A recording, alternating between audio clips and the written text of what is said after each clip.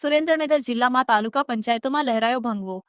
આજરોજ વિધિવત રીતે પદગ્રહણ કરવામાં આવ્યું. દસાડા તાલુકા પંચાયત પ્રમુખ, ઉપપ્રમુખ, કારોબારી ચેરમેન, દંડક પક્ષના નેતાની વિધિવત રીતે પદગ્રહણ કરવામાં આવ્યું. SX24 ન્યૂઝ ગુજરાતી સાથે મીનહાજ મલિક, સુરેન્દ્રનગર.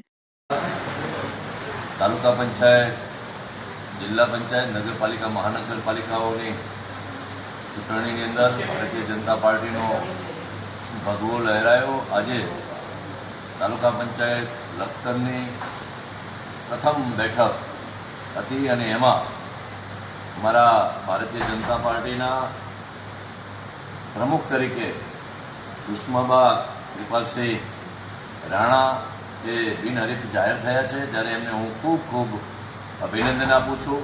એની સાથે સાથે ઉપપ્રમુખ તરીકે શ્રુતિબેન ઘનશ્યામભાઈ ઉપદડા એઓ પણ આજની આ બેઠકમાં બિનહરીફ ચૂંટાયા છે, ત્યારે એમને પણ ખૂબ ખૂબ અભિનંદન.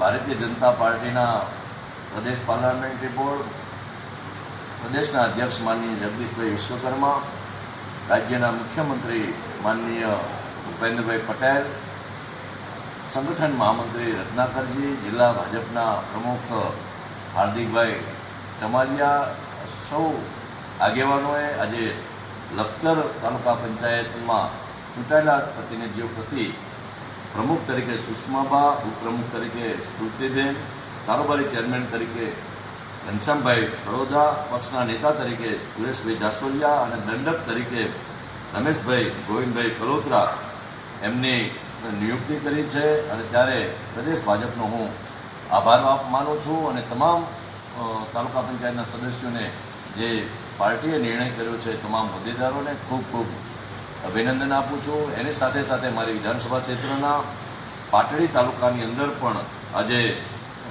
સામાન્ય સભા છે અને એ સામાન્ય સભાની અંદર પ્રમુખ તરીકે નબુબેન નનુભાઈ ચાવડા એ બિનહરીફ ચૂંટાયા છે. ઉપપ્રમુખ તરીકે દિલીપભાઈ ચંદુભાઈ માલકિયા એ પણ બિનહરીફ ચૂંટાયા છે.